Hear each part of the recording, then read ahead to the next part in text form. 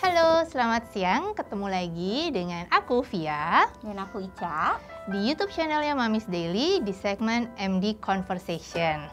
Nah, hari ini kami mau ngobrolin tentang pengalaman tidak menyenangkan dengan dokter kandungan. Oke, Cak, kalau bicara tentang pengalaman buruk nih sama dokter kandungan, lo ada nggak pengalaman nggak menyenangkan itu? Nah, ada ya kayaknya ya, kalau dipikir-pikir gue tuh nyari dokter selalu cari review kan. Dan gak berani ke dokter yang kayak random banget, datang terus kayak langsung ini dokter entah siapa gitu, gue gak berani. Jadi selalu nanya ada temen yang pernah duluan kah, seperti dokter kita sekarang kan gue nanya lu dulu gitu. Dokter yang lama-lama juga selalu nanya ke orang, karena ya separno itu sih sama pilih dokter kandungan, karena kan lo mengangkang terus diobok-obok ya kan, kalau nggak kenal kayaknya gue males gitu. Ada pengalaman buruk? Kalau gue nih ada, tapi sebelumnya ini sekedar mau ngasih tau aja kenapa kita membuat konten dengan tema ini, karena seperti tadi Ica bilang bahwa kami sadar banget urusan dokter itu, mau itu dokter kandungan, dokter anak, dokter yang lain-lain, itu tuh sangat-sangat berdampak ke diri kita kalau misalnya kita menemukan dokter yang enak, yang menyenangkan, yang menenangkan sama dokter yang enggak gitu. Itulah kenapa ya Mamis Daily bikin ini, bahwa selain ada dokter-dokter yang baik, yang seru, yang asik, ada juga kok dokter-dokter yang mungkin secara komunikasi apa segala macam kurang bagus. Itulah penting banget untuk mencari tahu dulu sebelum kita memutuskan mau ke dokter yang mana. Nah, kalau capek ya, kan kadang-kadang juga dokternya mungkin udah seharian antrinya kayak ngular banget gitu, jadi dia buru-buru atau mungkin capek, cuman kadang-kadang ada yang berat banget kali ya diomongin sama seorang dokter gitu sama kita gitu. Nah, kalau gue, jadi gue lupa kayaknya udah berapa ya, 5 tahun yang lalu apa deh kalau nggak salah, gue tuh pernah ada satu masa, ini berkaitan sama dokter kandungan, perut gue tuh sakit luar biasa, terus kayak flek-flek terus menerus. Terus gue ke dokter yang menangani waktu proses gue lahiran.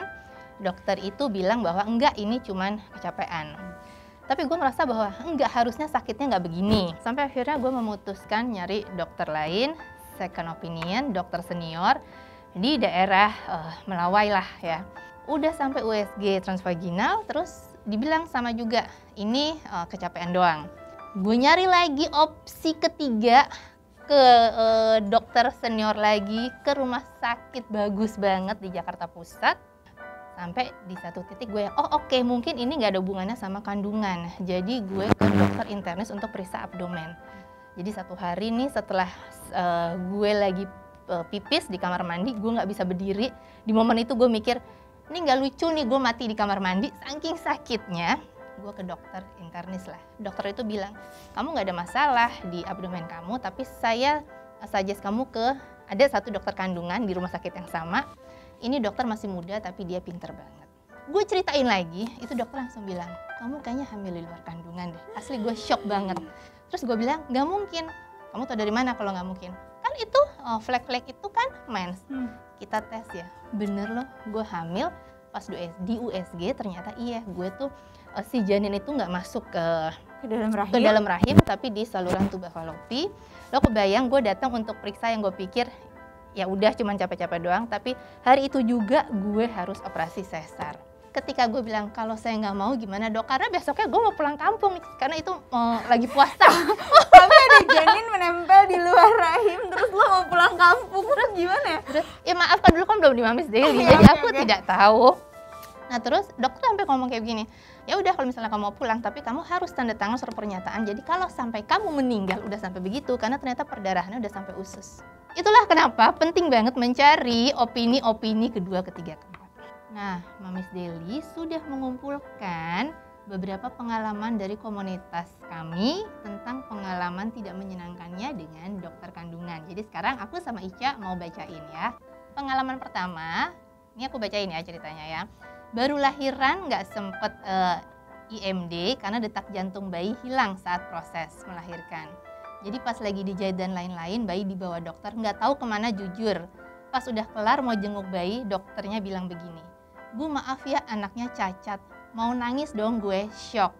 Terus pas aku cek ternyata anakku baik-baik aja kok, lengkap semuanya. Begitu aku tanya, cacatnya di mana ya dok?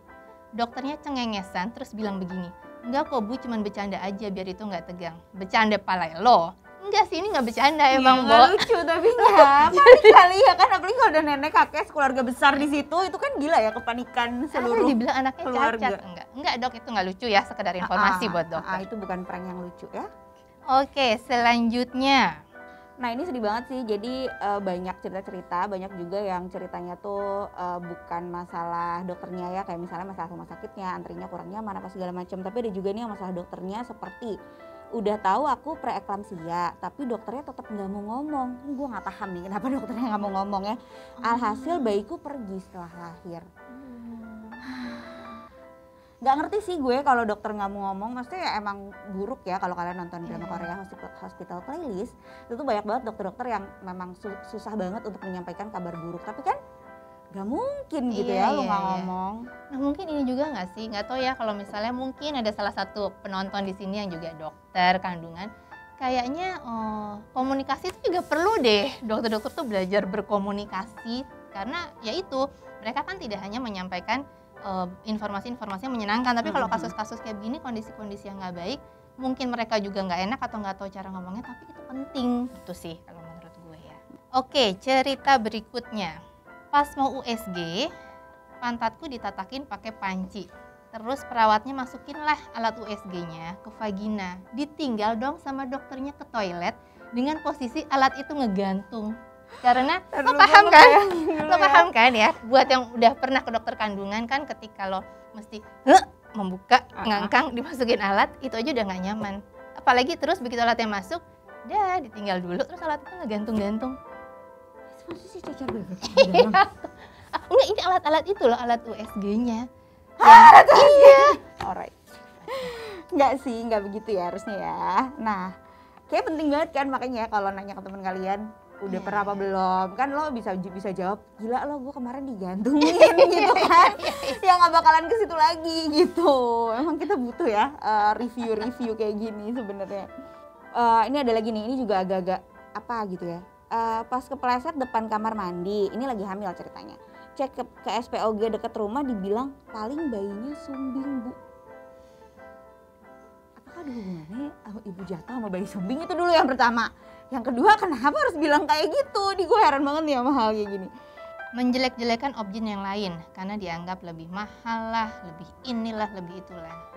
Gue nggak tahu ya, tapi itu kayaknya udah ini deh, apa sih, semacam aturan tidak tertulis nggak sih, bahwa kayaknya kita nggak perlu deh ngejelek-jelekin rekan sejawat atau gimana. Kalaupun misalnya pasien curhat gitu, ya kemarin ke dokter ini gini, ya udah mungkin dengerin aja, kasih masukan ya sesuai kapasitas aja, tapi jangan ngejelek-jelekin gak sih? Dendam pribadi gak sih? Mungkin waktu kuliah lebih pinter gitu kan, atau ada dendam-dendam lain yang kita nggak tahu. Ini ada lagi yang jahat banget nih. Dibilang your baby will die, sambil marah-marah karena udah 41 minggu langsung disuruh induksi. Nggak jadi nggak sih melahirkan sama dia? Males banget, nggak suka gue sama dokter-dokter kayak gitu. Oke, ini ada lagi. Konsul obgyn di rumah sakit gitu kan, kepepet. Taunya di situ gue jadi bahan belajar dokter koas sama suster training. Jadi dia mau konsul di rumah sakit ini, kepepet, jadi mungkin nggak biasanya di situ. Nah ternyata yang nanganin dia itu dokter koas sama suster training. Nah gue nggak tahu boleh nggak sih sebenarnya, gue nggak tahu ya aturannya ya. Kayaknya harus didampingi ya sih, nggak tahu ya, tapi ya tetep panas sih. Tapi ya kalau misalnya gue jadi ibu yang hamil, ya mungkin gue nyamannya dihandle langsung sama dia. Udah dokter beneran gitu loh, bukan yang masih koas-koas gitu. Ini satu lagi nih, ini juga agak ajaib dan membahayakan nyawa ya. Ke obgyn pas tes pack positif, dia cek nggak ada janin, terus dikasih obat peluruh. Sorenya cek ke dokter lain udah 8 minggu. Ngeri sih. Takut banget, merinding sumpah. Oke, ini nih kayak ada lumayan banyak yang bilang kalau dokternya itu agak-agak body shaming. Jadi waktu mau promil random pilih obgyn, pas datang dicek aja enggak, cuman bilang ibu kegemukan jadi susah hamil. Ada lagi yang bilang iya karena badanku besar, terus dokternya langsung bilang kalau ibu nggak bisa ya lahiran normal karena badannya ibu besar, ibu kegemukan. Nah, jahat banget. Iya, tapi mungkin dokter tuh kayak udah hari-hari banget ya menghadapi segala macam ibu-ibu. Jadi kayak nggak mikirin bahwa satu kalimat tuh bisa menyakiti banget si ibu gitu. Bagi dia itu adalah another woman yang hamil aja gitu. Nah mungkin gini ya, mungkin memang kondisi tubuh itu akan mempengaruhi apakah kita mudah hamil atau tidak, apakah proses melahirkan mudah atau enggak. Ya tapi balik lagi cara menyampaikannya itu gimana sih? Iya, tapi gue inget sih karena gue kelihatan clumsy banget kali ya pas lagi hamil gitu kan. Gue ke salah satu dokter cowok dan emang kita tuh ngobrolnya tuh beneran sampai curhat yang emang bukan cuma ngomongin kehamilan doang. Dia tuh wanti-wanti gue gini, kamu makan apa aja boleh asal jangan makan yang mentah, itu udah pasti ya. Kamu kayak mau minum kopi sedikit boleh, pokoknya semua boleh kecuali satu, kayaknya kamu jangan pakai high heels atau wedges deh. Kenapa? Kamu pakai sepatu flat aja kayak gampang jatuh, apalagi kalau pakai wedges. Terus aku kayak, tapi emang iya.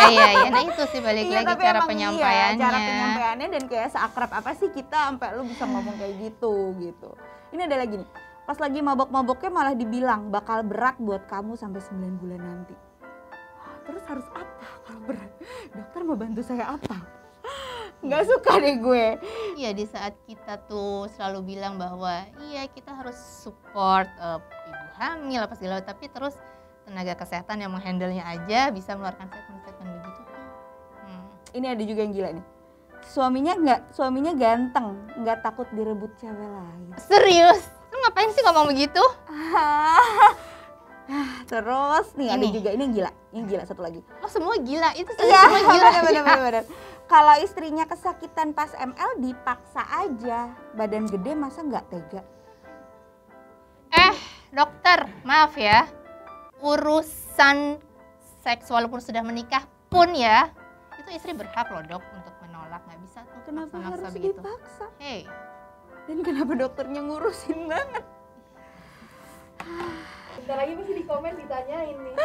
Enggak sih, tapi so far sih gue nggak punya ya sebenarnya pengalaman buruk, jadi kaget. Tapi bisa jadi juga ini di daerah. Jadi di daerah itu kan pilihan obgyn tuh lebih sedikit, pilihan dokter kandungan sedikit. Nggak segampang kita di Jakarta punya pengalaman buruk ya sekedar aduh antrinya lebay lah, lama banget, kita pindah aja tuh banyak gitu. Kita bisa tanya teman kita bisa punya opsi-opsi lain yang banyak. Tapi mungkin kalau di daerah di mana rumah sakit juga nggak sebanyak itu, dokter spesialis juga nggak sebanyak itu, jadi ya wajar sih mungkin dokternya juga overwhelmed, terus juga kita juga nggak punya pilihan lain. Gue nggak tahu ini kurang menyenangkan, tapi kok gue ngebacanya maaf ya agak lucu. Jadi ini kayak ada 3 orang sih cerita, dokternya ketiduran pas lagi konsul.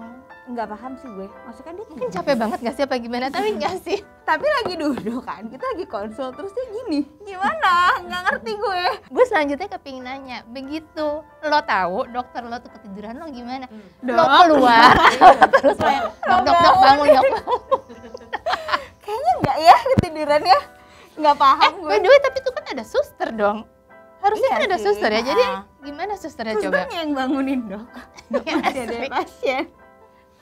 Aduh, enggak sih kalau ketiduran ya, kecuali itu tadi mungkin malamnya dia habis operasi melahirkan ya kan, ada ibu melahirkan.